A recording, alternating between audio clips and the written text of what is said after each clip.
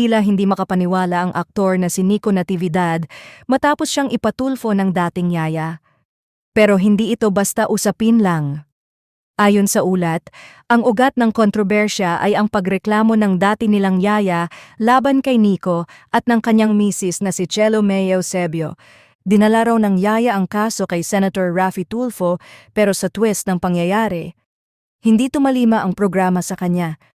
At naging pabor pa kay Nico at Chelo ang desisyon. Ang host mismo ay napansin na hindi consistent ang kwento ng yaya at binigyang diin na ang mag-asawa ay kumilos ng tama bilang mga amo.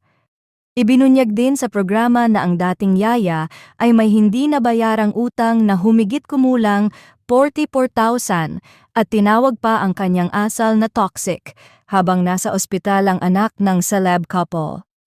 Bagay na ito ang dahilan kung bakit nalito at hindi makapaniwalas at pinili niyang ibahagi ang kanyang damdamin sa social media